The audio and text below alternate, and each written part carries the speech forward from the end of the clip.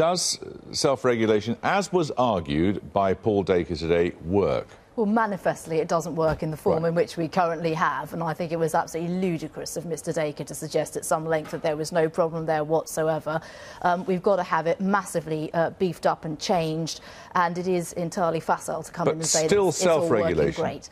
I think that there should be government oversight of it, but broadly self-regulation of the press, because you must have a free press. Well, I think the Press Complaints Commission that you tried to defend palpably failed in the biggest single test of its existence in the last 20 years with the hacking scandal. It did nothing. The only reason that has come to the fore is because of tenacity from certain celebrities and the Guardian newspaper, who decided to pursue this. And fellow journalists, therefore, operating under a system of self-regulation. Yes, but and those journalists are to be applauded. I don't have a problem with those journalists. It's the ones that do the muckraking I have a problem with. OK, so do you then favour the second question which came up, which was, what is the guarantee of a free press? Now, Paul Dacre argued, quite plausibly, did he not, that the best guarantee of a free press is a commercially viable press. Well, a commercially viable press, a free press, a press led by the market, has led to the hacking of Millie Dowler's phone and the hacking of victims of crime phones. So that's what leaving it to the market does. That's what we get with that.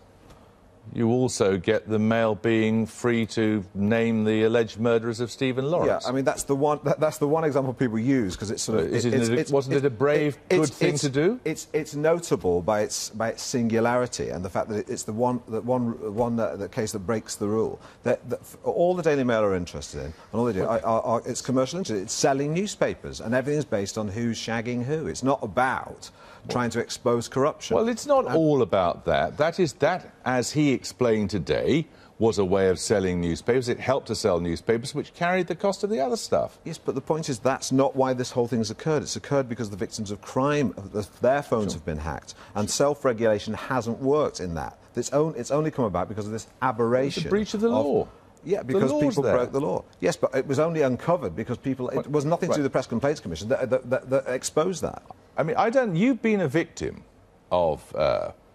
I won't ask you about whether you've had plastic surgery or Botox or whatever you're supposed to have had, but in these... This must be hurtful. Well, it can be a little bit hurtful, but I think we're drawing maybe a false distinction between the pure tabloid press and the quality press. It was The Guardian that asked me the entirely unfeminist question in an interview ostensibly about my politics as to whether or not I'd had a facelift, and then put that as the strapline on the cover. I don't know why you're surprised. This was picked up because it's fluff in a way that sells stories. Now, if we want The Guardian's phone-hacking journalism, if we want The Telegraph's expensive stories, as much as that was unpleasant for me, I think you've got to give them licence to run the sort of human interest stories. You would just have to roll with the punches. I think you have to roll with the punches a little bit. It depends on degree. Why can't you roll with the punches? It depends on degree. I think that polarising this into it's either freedom of the press and intrusion into people's lives or not is the broadsheets colluding with the tabloid press in a way that makes them unwitting stooges of people like Paul Dacre and News International. Well, I think The Guardian needs to be ashamed, really, having seen your intro there, because the Daily Mail's facelift piece, which they run as the big thing on conference, that's what everyone's talking about, not policies, but as this girl had a facelift. That comes directly from The Guardian, and they need to be ashamed of it. Now, I can talk about Corby being the fastest-growing town in the country, but that doesn't make the interview. That's not what they're interested in. They're interested in selling the papers on fluff, and I think it's a price we have to pay, because as circulation in almost all the papers plummets, we've got to have a press that works. So what if circulation's going down? If newspapers exist to basically make money, and this byproduct is they occasionally do things that are noble and laudable, then but they make the most of their profit comes from searching through people's rubbish bins, then they deserve to go to the wall. Why does it hurt you? It doesn't. It's not about hurt. I'm not here for me. I'm here because of other people, not famous people, people who are defenceless, who can't afford to go to the courts to defend themselves, whose lives, in the case of that tabloid journalist a few years ago, he said, we ruin lives, we ruin people's lives. That's what we do. That was a rare moment of candour from one of the tabloid newspapers. But as far as you're concerned, they can say what they like about you, You're acting on behalf of others, you say?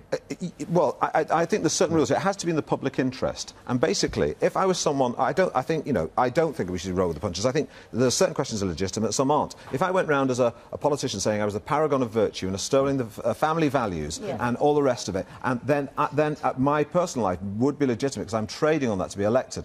I write comedy. If they think my comedy is crap, they're welcome to say so. But my personal life has nothing to do with them. Would Paul Dacre like it if I went through his bin or I asked him what exactly he gets up to in bed? It's none of my business. It's none of his. I would certainly agree that, you know, Paul Dacre's being disingenuous. In the Operation Motorman files, which the Independent got hold of, Associated Newspaper Group had 1,300 separate transactions.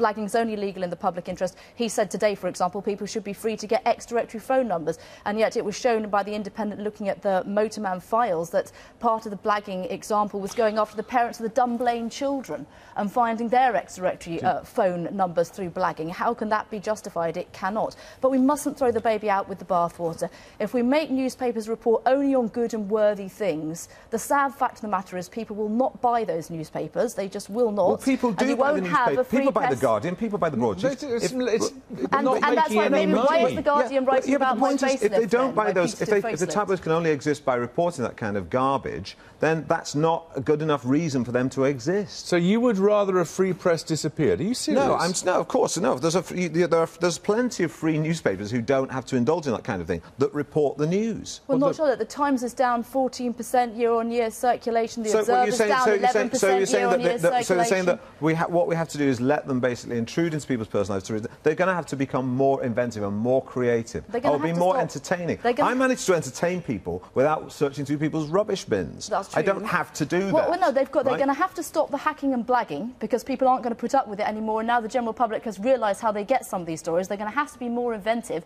But your Daily Mail fluffy kitten stories are not going to go away, and that is the price that public figures are going to have to put up with. If we want a free press there occasionally to expose corruption, if we want the Telegraph MP's expensive stories, that's the price. We also have to remember a character what Paul Dacre is and the Daily Mail. This is a newspaper which is... We chose as the newspaper to be Alan Partridge's favourite newspaper because it has the requisite level of pompous prurience and contempt for the weak and a xenophobic attitude, and this creates this image of a little England where people play cricket, drink warm beer, and all the corner shops are run by white people.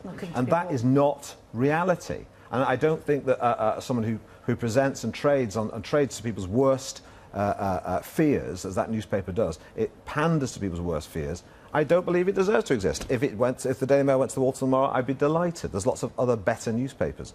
It's worse than the tabloids. I know on my mind very well, but you have great sympathy with you on the Daily Mail, but if not the Daily Mail, then who? Well, do you know what? We need somebody out there to sell the papers. Well, the red tops at least wear the vulgarity on their sleeve. The Daily Mail has a certain duplicity to its nature. Yes, you rather amusingly said it was halfway between a broadsheet and a tabloid, which certainly amused me no end. Well, I'll be interested to see what they write about you tomorrow. Okay.